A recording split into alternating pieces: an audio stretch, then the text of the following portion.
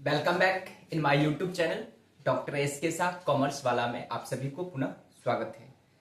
आज मैं स्टार्ट करने वाला हूं सब्सिडरी बुक और उसमें भी स्पेशल पर्पस का जो सब्सिडरी बुक होती है कैश बुक, उस पर आज हम लोग डिस्कशन करने वाले हैं। और खासतौर पे ये जो क्लासेज होगी वन शॉट होगी सब्सिडरी बुक का और साथ ही सब्सिडरी बुक में कैश बुक का ईच एंड एवरी कॉन्सेप्ट का हम लोग आज डिस्कस करने वाले हैं। तो चलते हैं, सबसे पहले हम लोग समझते हैं कि किसी भी ऑर्गेनाइजेशन का फाइनेंशियल बुक क्या होता है। क्योंकि कैश बुक समझने के से पहले हम लोग को समझनी पड़ेगी फाइनेंशियल बुक कौन कौन सा होती है किसी भी ऑर्गेनाइजेशन का। उसके बाद हम लोग चलेंगे कैश बुक क्या है, मीनिंग ऑफ कैश बुक। उसके बाद टाइप्स ऑफ कैश बुक और जितने भी कैश बुक का टाइप्स होती है, कौन कौन सा ट्रांजेक्शन होती है, किस स्टेप से बनाई जाती है, उसका क्या फॉर्मेट है, उन तमाम चीजों पे हम लोग डिस्कशन करेंगे। और मैं समझता हूं कि आप लोग अपने अपने नोटबुक निकाल लिए होंगे और अपने नोटबुक में नोट बनाएंगे ताकि एग्जामिनेशन के समय काफी हेल्प होगा। और साथ ही साथ कभी भी आपको आवश्यकता पड़ेगा रिवीजन करने का तो उस समय भी काफी हेल्प करेगा। तो चलते समझते हैं सबसे पहले किसी भी ऑर्गेनाइजेशन का फाइनेंशियल बुक कौन कौन सा होता है। उसके बाद आएंगे स्टेप कैश बुक पे, ठीक है। तो देखिए फाइनेंशियल बुक जो होती है किसी भी ऑर्गेनाइजेशन का, मैं यहां से स्टार्ट करता हूं। फाइनेंशियल बुक, जो भी फाइनेंशियल बुक्स होती है किसी भी ऑर्गेनाइजेशन का, तो वो देखेंगे कौन कौन सा होता है, वो देखेंगे। इस तरह से मैं एक ड्रॉ करूंगा और फाइनेंशियल बुक पे आएंगे। देखिए एक होती है प्रिंसिपल बुक, ठीक है, क्या समझे। एक होगा प्रिंसिपल बुक्स, ठीक है, प्रिंसिपल बुक क्या होगा, प्रिंसिपल बुक्स, ठीक है। उसके बाद होती है कैश बुक, कैश बुक होगी, ठीक है। उसके बारे में फिर बताऊंगा क्योंकि आज हम लोग मेनली फोकस करने वाले कैश बुक पे, ठीक है। ये था आपको प्रिंसिपल बुक, प्रिंसिपल बुक है, क्या समझे। और तीसरा जो होगा वो होगा आपको सब्सिडरी बुक, ठीक है। थोड़ा लाइट चली गई है, थोड़ा सा इश्यू है लेकिन कोई दिक्कत नहीं। थोड़ा सा मैं गेट ओपन कर दे रहा हूं, ठीक है। तो आई होप कि आप समझ पा रहे होंगे।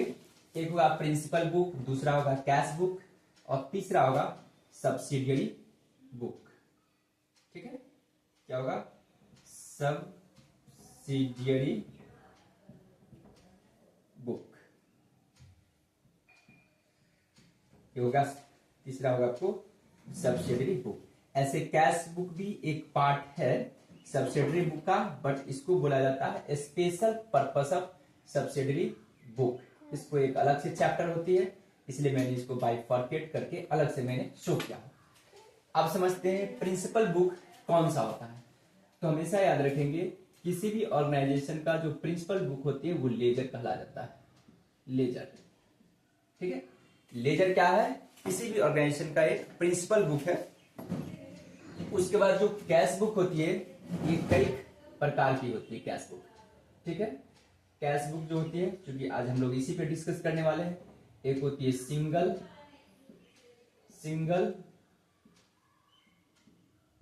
कलम, सिंगल कलम कैश बुक, सिंगल कलम कैश बुक, ठीक है। दूसरा होगा डबल कलम कैश बुक, डबल कलम कैश बुक। तीसरा होगा ट्रिपल या थ्री कलम कैश बुक, थ्री कलम कैश बुक। और चौथा होगा पेटी कैश बुक, पेटी कैश बुक। आई होप आपको समझ में आ रहा होगा, कुछ इस तरह से होती है, ठीक है। मैं थोड़ा सा इसको लॉक कर दे रहा हूं। एक बार मैं ऑन कैमरा देख ले रहा हूँ, क्या सही दिखाई दे रही है? हाँ सर, सही दिखाई दे रही है। अब देखेंगे सब्सिडियरी बुक जो होती है, इसको कई भागों में बांटा गया है। ऐसे एग्जामिनेशन में पूछेगा तो सब्सिडियरी बुक का टाइप्स तो 8 प्रकार की होती है।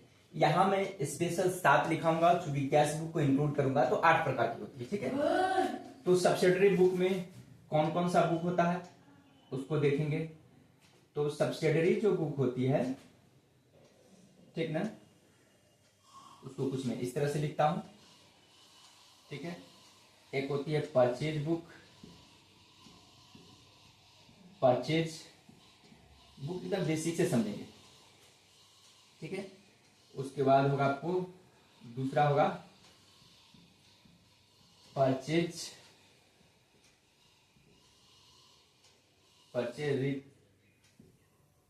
Return, purchase return books. तीसरा होगा सेल्स बुक। ठीक है, चौथा होगा sales return, sales return book. ठीक है, उसके बाद आपको होंगे सेल्स रिटर्न बुक हो गया, बिल्स रिसीवेबल बुक होगा, उसके बाद होगा बिल्स पेबल बुक होगा। कितना होगा? 1 2 3 4 5 6। और सेल में होगा आपको जर्नल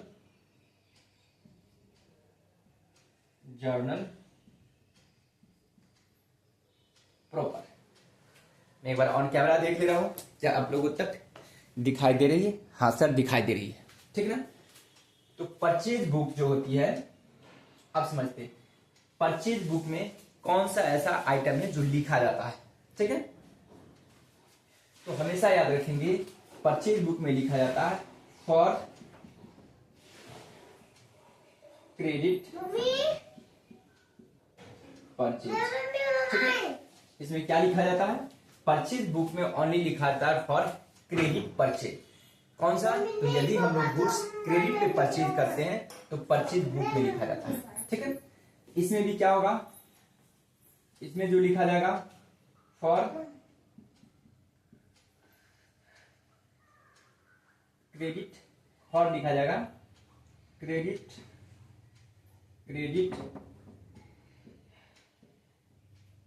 परचेज रिटर्न। ठीक है, परचेज रिटर्न बुक में लिखा जाएगा फॉर क्रेडिट परचेज रिटर्न। यदि हम लोग गुड्स परचेज करते हैं क्रेडिट पे और उसको यदि हम लोग सप्लायर को रिटर्न कर देते हैं तो उसको बोला जाता है for credit purchase return. I hope आपको बातें समझ में आ रही होगी। इन द सेम में सेल्स में भी वही होगा फॉर क्रेडिट। अब बात कम करो सेल्स, यदि कोई गुड्स हम लोग क्रेडिट पे सेल करेंगे, सेल्स रिटर्न में भी वही बात होगा फॉर क्रेडिट सेल्स रिटर्न। जो मैंने गुड्स को क्रेडिट पे बेचा, यदि वो कस्टमर मुझे रिटर्न करेगा तो उसमें मैं लिखूंगा क्रेडिट सेल्स रिटर्न। उसके बाद बिल्स रिसीवेबल, इसमें होगा रिलेटेड टू बिल्स रिसीवेबल। यदि बिल्स रिसीवेबल से रिलेटेड कोई आइटम है वो लिखा जाएगा। इसमें लिखा जाएगा रिलेटेड टू बिल्स पेबल। मैं एकदम रिकैप कर दे रहा हूं ताकि आप लोग को पता चल सके कि जो ट्रांजैक्शन होती है उसको किस तरह किसी भी ऑर्गेनाइजेशन में मेंटेन की जाती है। उसके बाद बिल्स पेबल बुक में लिखा जाएगा रिलेटेड टू बिल्स पेबल। और इसमें लिखा जाएगा, इसमें हम लोग जो लिखेंगे फॉर ट्रांजैक्शन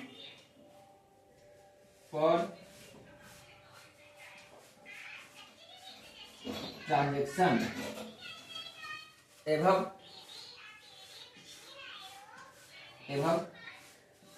नॉट रिकॉर्डेड।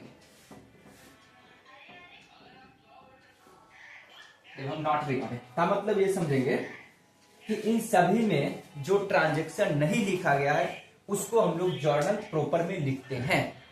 तो अब समझना ये है कि जर्नल प्रॉपर में कौन कौन सी ऐसी ट्रांजैक्शन है जिसको हम लोग नहीं लिख पाते हैं। तो जैसे देखिए, अगर कोई गुड्स क्रेडिट पे सेल या परचेज हुई है या रिटर्न हुई है तो उसको हम लोग purchase book, sales return, purchase return में लिख देते हैं। बिल्स रिसीवेबल से रिलेटेड यदि कोई आइटम हो तो उसे मैं बिल्स रिसीवेबल बुक में लिखता हूँ। बिल्स पेबल से रिलेटेड यदि कोई ट्रांजैक्शन हो तो बिल्स पेबल बुक्स में हम लोग लिखते हैं। यदि कोई कैश में ट्रांजैक्शन हुई हो, प्रॉब्लम कम करें, यदि कोई कैश ट्रांजैक्शन हुई हो, चाहे वो गुड्स का हो या कोई एसेट्स का हो, तो उसके लिए हम लोग अलग से स्पेशल कैश बुक मेंटेन करते हैं, कैश बुक में चला जाता है।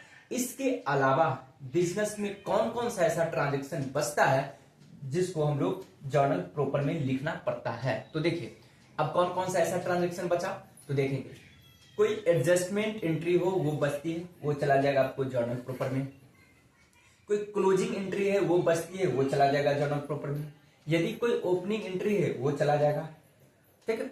यदि कोई एसेट्स क्रेडिट पे परचेज हुआ है तो हम लोग एसेट्स को ना ही कैश बुक में लिख सकते हैं क्योंकि कैश बुक में तो कैश जाती है, और न ही हम लोग परचेज बुक में लिख सकते हैं क्योंकि परचेज बुक में ओनली क्रेडिट पे यदि हम लोग गुड्स परचेज करते हैं तो वो लिखते हैं परचेज बुक में।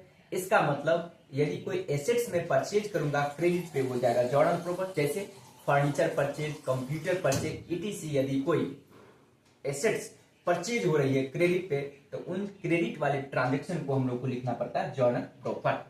इन द सेम वे यदि कोई गुड एसेट्स को हम लोग क्रेडिट पे सोल्ड करते हैं तो वो भी जाएगा, क्योंकि सेल्स बुक्स में हम लोग लिखते हैं सिर्फ गुड्स को क्रेडिट पे सोल्ड करते हैं वो लिखते हैं।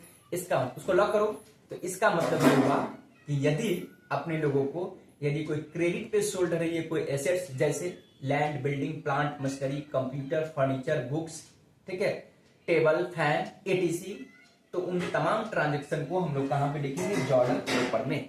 आई होप आपको बातें समझ में आ गई होगी कि जो किसी भी कंसर्न का जो फाइनेंशियल बुक्स होती है वो सबसे पहले एक प्रिंसिपल बुक बनाती है, जो लेजर उसको हम बोलते हैं। लेजर एक प्रिंसिपल बुक्स है जो किसी भी ट्रांजेक्शन को पोस्टिंग करते हैं लेजर में, ठीक है। और इसी लेजर के हेल्प से हम लोग क्या बनाते हैं, ट्रायल बैलेंस क्रिएट करते हैं। इसका जो बैलेंस होती है वो ट्रायल बैलेंस में चला जाता है। आप लोग ट्रायल बैलेंस को स्टडी किए होंगे तो शायद आप जानते ही होंगे, ठीक है। तो घर का तो कुछ इस तरह से हो गया। उसके बाद कैश बुक है जो 4 टाइप्स का होता है, इसलिए हम लोग 1 बाय 1 आज डिस्कशन करने वाले हैं। उसके बाद सब्सिडरी बुक होती है, जो सब्सिडरी बुक 8 प्रकार की होती है। मैंने यहाँ पर 7 लिखाया और इसको इंक्लूड कर दिया जाएगा तो 8 पार्ट होती है। इन तमाम प्रिंसिपल बुक और सब्सिडरी बुक के हेल्प से, with the help of subsidiary book और प्रिंसिपल बुक, ठीक ना, हम लोग क्या बनाते हैं, ट्रायल बैलेंस बनाते हैं। और इसी ट्रायल बैलेंस के हेल्प से हम लोग क्या बनाते हैं, फाइनल अकाउंट्स बनाते हैं। तो 1 बाय 1 वहां तक हम लोग पहुंचेंगे। मैंने एक बैकग्राउंड आप लोग को माइंड में एक बिल्ड किया हूं ताकि आप लोग को पता चल सके कि किस तरह से हम लोग कैश बुक बनाते हैं, कैश बुक बनाने का क्या पर्पस है, क्यों हम लोग बनाते हैं। क्योंकि किसी भी, हमेशा याद रखें, कॉन्सेप्ट में कैश का एक बहुत बड़ी इंपॉर्टेंस रोल प्लेड होती है। यदि कैश नहीं हो तो हम बिजनेस को कल्पना भी नहीं कर सकते। कोई भी ऐसा दुनिया के बिजनेस नहीं है जिसमें कैश की आवश्यकता नहीं पड़ती है। इसलिए बिजनेस में बोला गया है फाइनेंस की भाषा में, cash is a life blood of business. अगर किसी मनुष्य के शरीर से अगर ब्लड निकाल लिया जाएगा वो मनुष्य जिंदा नहीं रह सकता है, जीवित नहीं रह सकता है। इन द सेम वे यदि बिजनेस से यदि कैश को निकाल लिया जाएगा तो क्या होगा, वो बिजनेस रन नहीं कर सकता है, उसको हम ऑपरेट नहीं कर सकते हैं। क्योंकि ईच एंड एवरी स्टेप पे बिजनेस में हम लोग को डे टू डे कैश की रिक्वायरमेंट होती है। इसलिए कोई भी कंसर्न उस सब्सिडरी बुक में कैश बुक को अलग प्रकार से मेंटेन करती है। इसलिए इस कैश बुक को बोला गया है स्पेशल पर्पस सब्सिडरी बुक या कैश बुक बोला गया है। सब्सिडरी बुक में देखिए इसका क्या नाम है, स्पेशल पर्पस। क्या नाम है इसका, एक देखेंगे, इसको एकदम अच्छा से इसका नाम रखा गया है special purpose. Special purpose, special purpose subsidiary book, subsidiary book किसको बोला जाता है, कैश बुक को। आई होप कि मेरे द्वारा जो बताया गया है इन तमाम चीजों को आप लोग को समझ में आया होगा। अब मैं नेक्स्ट स्टेप पे बढ़ता हूं। अब कैश बुक क्या है उस पे हम लोग समझते हैं। ऐसे जनरली हम लोग को बातें समझ में आ गया होगा कि कैश बुक में ओनली हम लोग और ओनली कैश ट्रांजेक्शन को लिखते हैं। अब हम एक डेफिनेशन की ओर चलेंगे। एक ऑथेंटिकेट डेफिनेशन क्या हो सकती है, क्योंकि एग्जामिनेशन में हम लोग को प्रैक्टिकल के साथ साथ थ्योरेटिकल क्वेश्चन में पूछा जाता है what do mean by cash book, types of cash book, या आपको ऑब्जेक्टिव में अक्सर जो बिहार बोर्ड के स्टूडेंट होंगे उनको ऑब्जेक्टिव भी क्वेश्चन आते हैं लोग, लेकिन जो सीबीएसई के स्टूडेंट है उनको सिर्फ पूछा जा सकता है what is cash book, types of cash book, format of cash book, और साथ ही साथ प्रैक्टिकल क्वेश्चंस होते हैं। ऑब्जेक्टिव नहीं के बराबर में होते हैं, 2-4 होता भी है तो उसको फिर आंसर भी देना पड़ता है। तो आई होप आपको बातें समझ में आ गई होगी। मैं अब आगे नेक्स्ट स्टेप पे बढ़ता हूं, इसको मैं मिटाता हूं। तो देखेंगे मैंने यहां पर इसका डेफिनेशन को राइट डाउन कर दिया हूं। देखिए मैंने क्या लिखा हूं कैश बुक के बारे में, it is a book in which we record all the transactions which affect cash balance of the business. जो भी बिजनेस को इफेक्ट करता है कैश बैलेंस, उन तमाम ट्रांजेक्शन को हम लोग कैश बुक में लिखते हैं। आई होप आपको बातें समझ में आ गई होगी कैश बुक क्या है। अब इस चीज को मैं मिटा रहा हूं, इसका परफॉर्मा पे मैं चलूंगा। इसका परफॉर्मा क्या है, उसके बाद फिर आगे इसका स्टेप बाय स्टेप चलूंगा। टाइप्स मैंने बता दिया कि कैश बुक का कितना टाइप है, कितना कॉलम का कैश बुक बनती है, इन तमाम चीजों पे मैंने डिस्कशन करवाया। तो अब देखेंगे कैश बुक क्या है, उस चीज को मैंने बताया। अब मैं इसका परफॉर्मा बना रहा हूं कैश बुक का। तो देखेंगे कुछ इस तरह से परफॉर्मा बनेगा।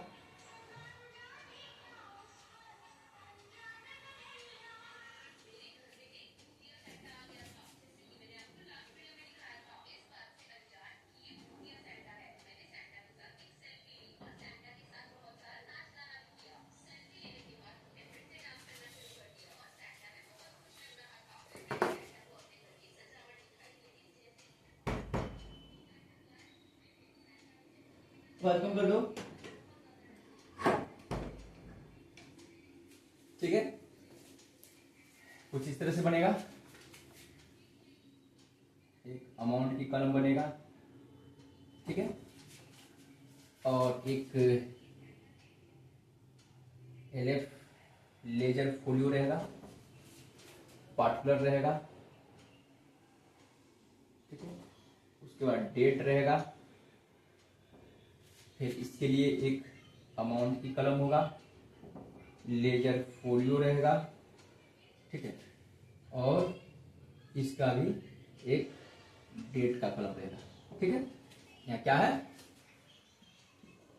पर फॉर्मा ऑफ कैश बुक, ये कैश बुक का क्या है, प्रोफार्मा है, ठीक है। यहां पे लिखा जाता है क्या चीज, डेट लिखा जाएगा, यहां पे लिखा जाएगा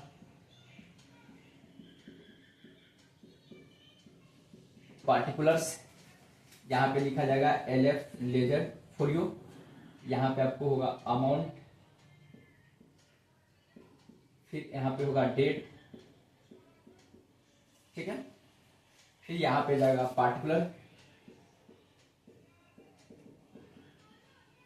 पार्टिकुलर्स, ठीक है। यहां पे होगा एलएफ और यहां पे होगा अमाउंट। एक बार मैं ऑन कैमरा देख ले रहा हूं, क्या यहां तक दिखाई दे पा रही है? हाँ सर दिखाई तो दे रही है, चलिए कोई दिक्कत नहीं है। तो जब दिखाई दे रही है थोड़ा सा मैं कैमरा के और इधर कर दे रहा हूं ताकि दिक्कतें नहीं होगा, ठीक है। आई होप कि अब आपको कंप्लीट दिखाई दे रहा होगा। तो देखेंगे प्रोफार्मा जो होती है कैश बुक का कुछ इस तरह से होती है, और इसमें जब भी ट्रांजेक्शन लिखी जाती है कैश बुक में तो कैश एक एसेट्स है, इसलिए इसका क्या होगा, डेबिट बैलेंस होगा। तो जो स्टार्टिंग में यहाँ पर डेट, सपोज दैट अगर कोई ओपनिंग बैलेंस है 1 जनवरी 2023 का, तो मैं यहाँ पर लिख दूंगा, ठीक है, 1 जनवरी 2023 टू बैलेंस BD, इस तरह से परफॉर्मा आप लोग भी लिखेंगे। यहाँ पे जो भी अमाउंट जाएगा इसको मैं यहाँ पे लिख दूंगा। उसके बाद जो क्लोजिंग बैलेंस होगा 31/12/2023 को यहाँ पे लिखा जाएगा बाय बैलेंस CD। जो भी बैलेंसेज होगी इसको मैं यहाँ पे लिखूंगा और इसको टोटल कर दूंगा। सर आप लोग को बातें समझ में आ रही होगी कुछ इस तरह से। इसका प्रोफार्मा कौन सा आइटम होगा, डेबिट क्रेडिट, उस चीजों पे भी मैं जिक्र कर रहा हूँ। अभी सिर्फ हम लोग फॉर्मेट की बात कर रहा हूँ। देखिए इस तरह से होगा, यदि कोई ओपनिंग बैलेंस है तो टू बैलेंस BD होगा ही, ठीक है, और बाय बैलेंस CD ये तो लास्ट में निकलती है, ठीक है। तो देखिए हमेशा याद रखेंगे टू साइड में जो भी होती है, ठीक ना, कैश रिसिप्ट यहाँ पे लिख देता हूं अल्टीमेटली टू कैश, जो भी रिसिप्ट होगा, ठीक है, जो भी कैश रिसिप्ट होगी उसको मैं टू साइड लिखूंगा, और जो भी कैश का पेमेंट होगी बाय पेमेंट, पेमेंट की बात होगी कैश पे, उसको मैं क्रेडिट साइड में लिखूंगा।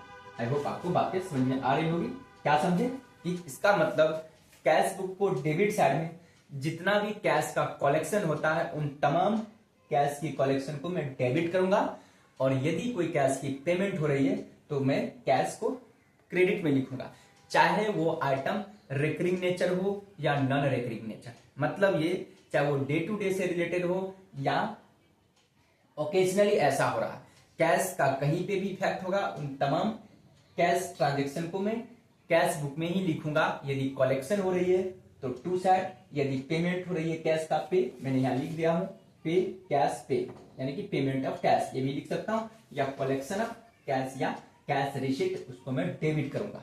इसलिए देखिए क्या लिखा, it is a book in which we record all transaction which effect cash balance of the business.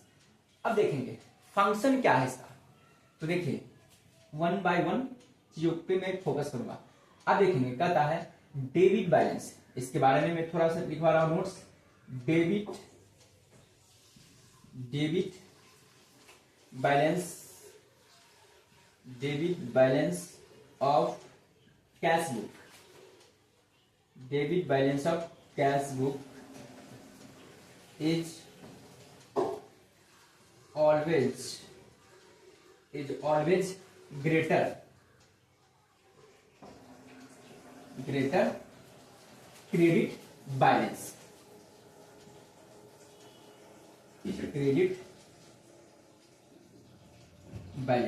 ठीक है। मैंने क्या लिखवाया, इसी को हमेशा याद रखेंगे, debit balance of cash book is always greater credit balance, greater than credit balance, greater than छूट गया है, ग्रेटर देन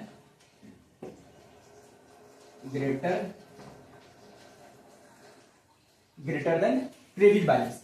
इसका मतलब ये हुआ कि कैश बुक का ऑलवेज डेबिट बैलेंस होगा, इसका कभी भी क्रेडिट बैलेंस नहीं हो सकती है, या तो ये इक्वल होगा या तो ग्रेटर देन होगा, हमेशा समझे। इसलिए देखेंगे लास्ट में बाय बैलेंस CD होता है, क्योंकि इधर को मैं जब अमाउंट को ऐड करूंगा तो इधर डेफिसिट करेगा, इधर डेफिसिट करने का मतलब डेबिट बैलेंस बड़ा है, या तो इक्वल होगा, ठीक ना, बैलेंस तो इक्वल होगा तो भी चलेगा, क्योंकि इक्वल या ग्रेटर देन होगा, कभी भी लेस देन नहीं होगा, क्योंकि कैश रहेगा तभी हम लोग एक्सपेंस कर सकते हैं। तो जितना कैश होगा उससे एक्स्ट्रा हम लोग किसी को कैश पेमेंट कर ही नहीं सकते हैं। इसलिए ये आप कसमें खा लीजिए, एक प्रॉमिस कर लीजिए कि जब भी हम लोग कैश बुक बनाएंगे तो कैश का जो बैलेंस होता है वो कभी भी डेफिसिट नहीं करती है, कभी भी निगेटिव नहीं होती। हाँ, बैंक की बैलेंस हमारा निगेटिव हो सकती है। अब ऐसा क्यों सर, वो भी तो एसेट से तो हो सकती है, क्योंकि बैंकिंग कंपनी किसी भी बिजनेसमैन को, बिजनेस कंसर्न को ओवरड्राफ्ट की फैसिलिटी देती है। तो जैसे वो ओवरड्राफ्ट की फैसिलिटी देगी तो सपोज दैट उस कंसर्न का बैंक में डिपॉजिट 1 लाख है, लेकिन वो विथड्रॉ कर लेगा 1,20,000, 1,50,000, 2 लाख, तो वहां पे क्या होगा, उसको निगेटिव बैलेंस हो सकती है। बट कैश का बैलेंस कभी भी निगेटिव नहीं होता है। ओके, हाँ सर आपने तो बहुत अच्छा बात बताया, इस चीज को जानकारी था। हाँ, धीरे धीरे हम सभी को सभी चीज का जानकारी मिलेगा, क्योंकि हम लोग तो अभी 11th की स्टूडेंट है, अभी तो जो भी चीज हम लोग सीख रहे हैं वो नया चीज ही। हाँ सर, अब तो ये गजब की बात बोला। ठीक है, अब हम लोग को ये देखना, अब इस चीज को भी समझनी है कि इसका फंक्शन क्या होती है। दूसरा देखेंगे क्या है बात है point, function of cash book. Function of cash book ये क्या है, ये जर्नल एंड लेजर। अब देखेंगे कैश बुक का जो फंक्शन है वो जर्नल और लेजर की तरह ये कार्य करती है। अब कहीं ऐसा क्यों, तो देखेंगे लेजर की तरह इसलिए इसको हम लोग कह सकते हैं कि कैश बुक एक प्रकार का journal as well as ledger है। क्यों, क्योंकि ये लेजर की तरह इसका परफॉर्मा है। क्या समझे, कैश बुक का एक लेजर की तरह परफॉर्मा है। जब भी अकाउंट ओपन करते हैं तो इधर में डेबिट क्रेडिट इस तरह से कुछ होती है, ठीक ना। इन द सेम वे एक लेजर की तरह परफॉर्मा है। अब रहा बात ये जर्नल की तरह कैसे है, तो हाँ है, क्योंकि जर्नल की तरह इसलिए है क्योंकि कैश बुक को जो हम लोग मेंटेन करते हैं किस बेसिस पे, तो क्रोनोलॉजिकल ऑर्डर से। सर क्रोनोलॉजिकल का मतलब क्या है, ये कीवर्ड, तो क्रोनोलॉजिकल की मतलब होती है डेट वाइज। तो नेक्स्ट स्टेप क्या है, तो देखेंगे ये जो बनाया जाता है क्रोनोलॉजिकल ऑर्डर। क्रोनोलॉजिकल ऑर्डर का मतलब ये है डेट वाइज ये बनाई जाती है। यदि हम लोग लेजर को बनाते हैं तो वो डेट वाइज नहीं बनती है, बट हमारा जो कैश बुक होती है या कोई सब्सिडरी बुक ये क्रोनोलॉजिकल ऑर्डर से बनाते हैं। जैसे जर्नल बनाते हैं तो जर्नल का भी क्या है, जर्नल भी जब हम लोग बनाते हैं तो जर्नल लीजिए क्रोनोलॉजिकल ऑर्डर मैंने बताया था। ठीक है, तो क्रोनोलॉजिकल ऑर्डर का मतलब डेट वाइज जो भी ट्रांजेक्शन होती है डे टू डे उसको रिकॉर्ड करते हैं। ऐसा क्यों किया गया है, सब्सिडरी बुक जो भी ट्रांजेक्शन है उसको 8 भाग में इसलिए बांटा गया है ताकि जो वर्क जो ओवरलोड है उसको रिड्यूस करने के लिए, ठीक ना, किसी भी स्टाफ को एक ही वर्क करना न पड़े। इसलिए स्पेशलाइजेशन के बेसिस पे हम लोग क्या करते हैं, उन तमाम ट्रांजेक्शन को 8 भागों में बांट देते हैं जिसको हम लोग सब्सिडरी बुक कहते हैं। यदि कोई क्रेडिट पे परचेज हो रही है तो परचेज डिपार्टमेंट में जाकर लिखा जाएगा, ठीक है। यदि कोई क्रेडिट पे सोल्ड हो रही है गुड्स तो सेल डिपार्टमेंट होगा, वहां पे जाकर अकाउंटिंग मेंटेन होगी। यदि कोई गुड्स रिटर्न हो रही है परचेज रिटर्न तो परचेज रिटर्न बुक में लिखा जाएगा। यदि कोई कैश की ट्रांजेक्शन होगा तो कैश का अलग से डिपार्टमेंट होगा, वहां पे जाना पड़ेगा। तो इससे क्या होगा, वर्क बहुत जल्दी हो जाएगा। जैसे हम लोग एक छोटा सा एग्जांपल लीजिए, आप यदि पढ़ने के लिए कहीं पे रहते होंगे, पढ़ाई करने के लिए शहर में आते हो, तो क्या होता है जब हम लोग घर जाते आते हैं तो रेलवे स्टेशन पे जाते हैं। तो रेलवे स्टेशन पे क्या होता है, हम लोग को टिकट बुक करवाना पड़ता है। अगर क्योंकि लोकल जब हम लोग ट्रेवल करते हैं लोकल प्लेसेस पे तो लोकल ट्रेन की टिकट लेनी पड़ती है। तो वहां पर देखें कई काउंटर ओपन रहता है। जितना बड़े स्टेशन पे जाएंगे उतना ज्यादा काउंटर होता है। पटना जंक्शन पे जाएंगे बहुत ज्यादा काउंटर है, उसके अलावा फिर भागलपुर स्टेशन आएंगे जंक्शन पे तो उससे कम होगा, और छोटे स्टेशन पे जाएंगे जो एकदम छोटा सा होता है हॉल्ट टाइप, तो वहां एक ही काउंटर होता है। क्यों, क्योंकि वहां पे ट्रांजेक्शन बड़ा होता है। जितना बड़ा स्टेशन उतना ज्यादा वहां पे transaction. In the same way business में भी जितना बड़ा कंसर्न होगा, जितना बड़ा ऑर्गेनाइजेशन होगा उतना ज्यादा कॉम्प्लेक्स ट्रांजेक्शन होगा। तो अब खुद सोचो कोई एक ही पर्सन वो कैसे वर्क कर सकता है। इसलिए देखेंगे स्टेशन पे कई काउंटर ओपन किया रहता है ताकि पर्सन जल्द जल्द अपना लाइन में लगेगा टिकट को बुक करवा सकता है।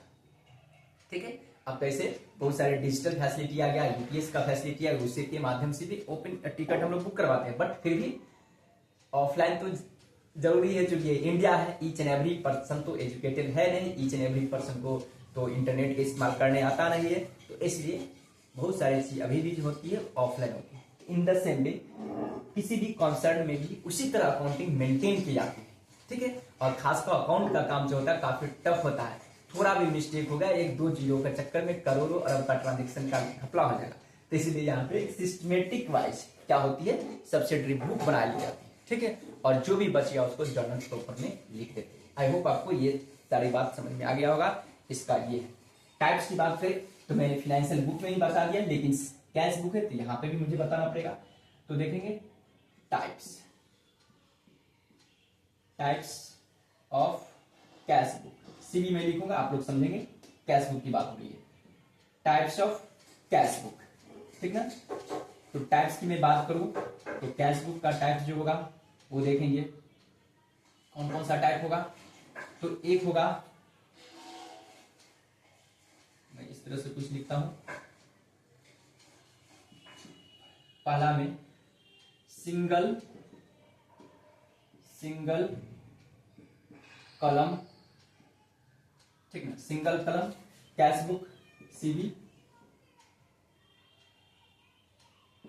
Cash single column cash book, ठीक है, या इसी को बोला जाता है सिंपल कैश बुक, हमेशा याद रखेंगे। दूसरा होती है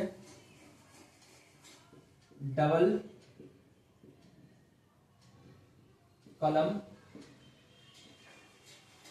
कलम कैश बुक, ठीक है। उसके बाद होती है 3 कलम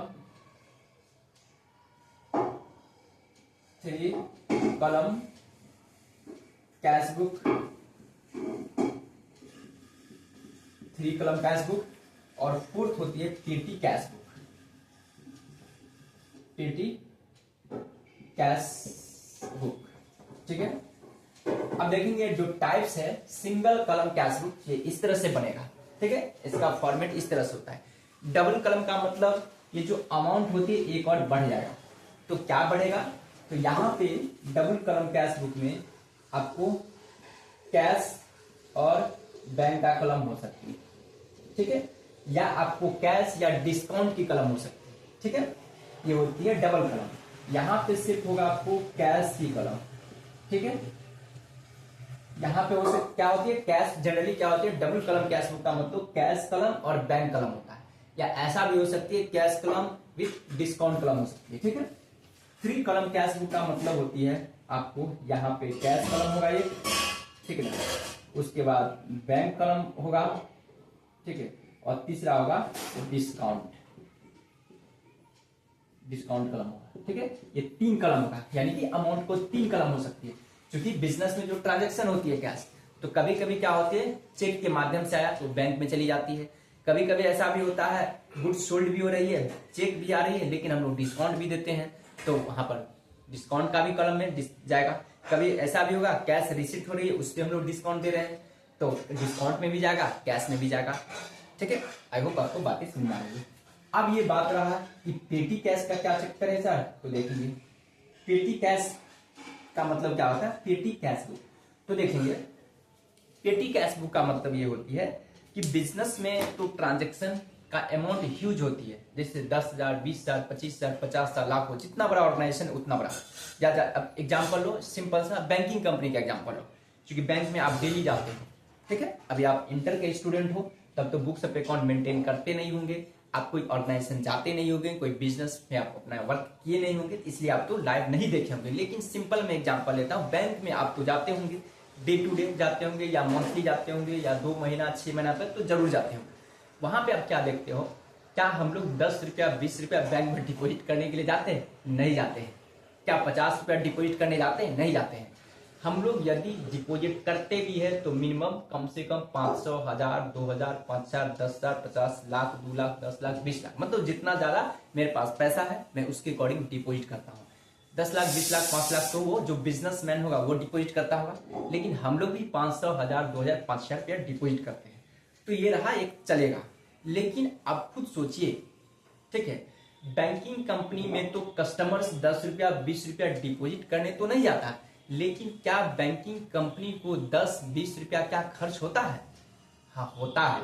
कहाँ पे? तो देखिए बैंकिंग कंपनी में कभी ब्रेक, चाय नाश्ता का खर्चा हुआ, कुछ पेन वगैरह परचेज करने की आवश्यकता हो गया, कुछ पेंसिल्स वगैरह परचेज करना होगा, कभी जीरोक्स की आवश्यकता पड़ती है, कभी कार्टिलेज की आवश्यकता पड़ती है, तो हाँ 10 रुपया 20-25। कभी किसी को कहीं पर मैनेजर भेजेगा तो 25-50 देगा, लो ट्रैवलिंग एक्सपेंस ले लो, ठीक है, ले लो 20 रुपया, तुम चाय पी लेना, तुम ये काम करके आओ।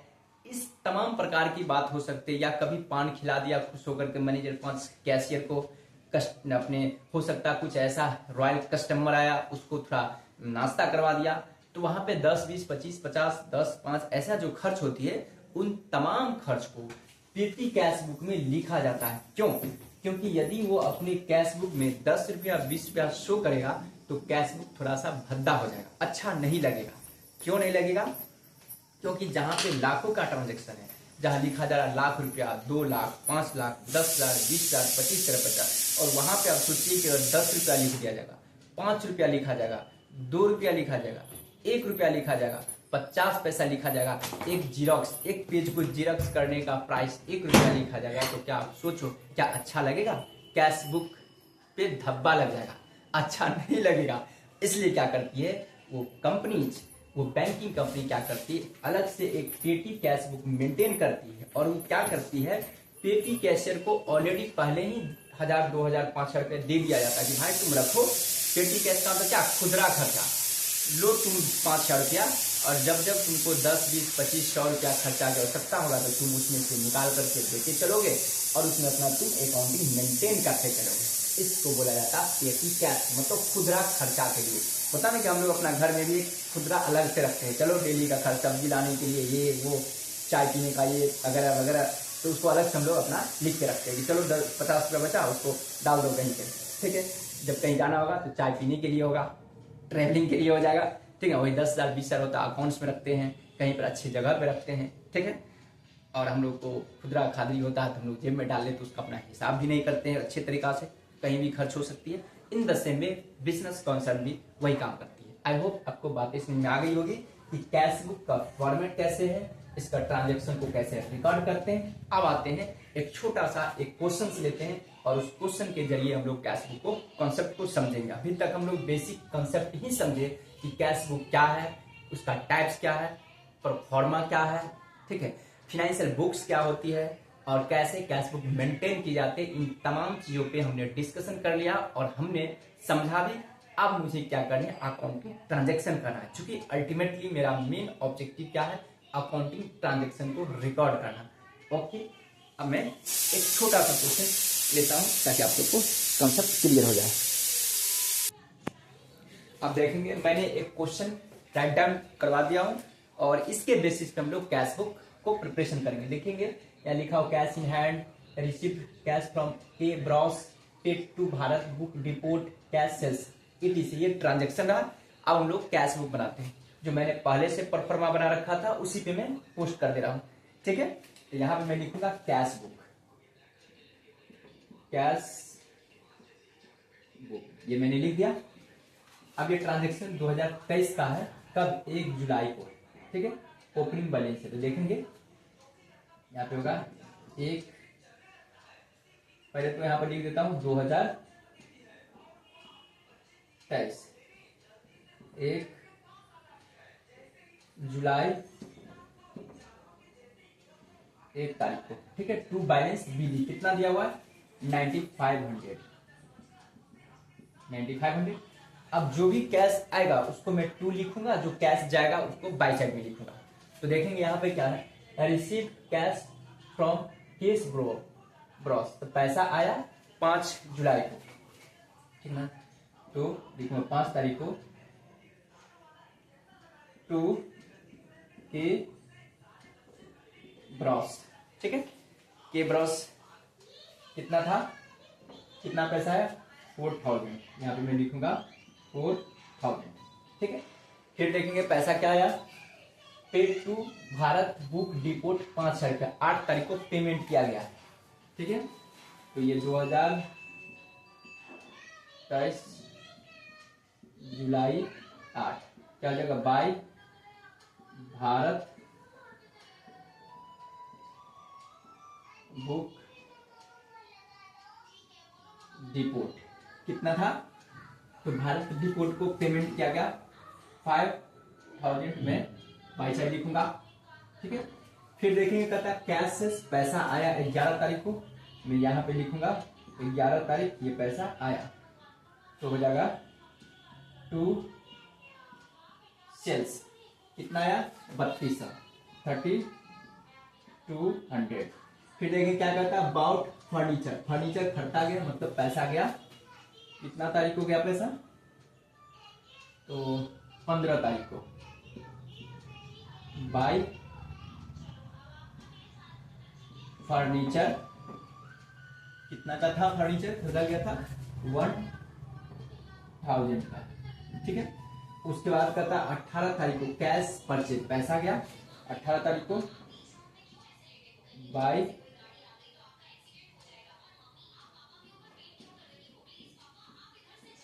परचेज, परचेज कितना का हुआ है 5000, मुझे लिखना पड़ेगा यहाँ पे 5000, ठीक है। फिर देखेंगे परचेज हो गया cash purchase. Paid wages, wages payment हुआ 25 रुपया 25 तारीख को, ठीक है।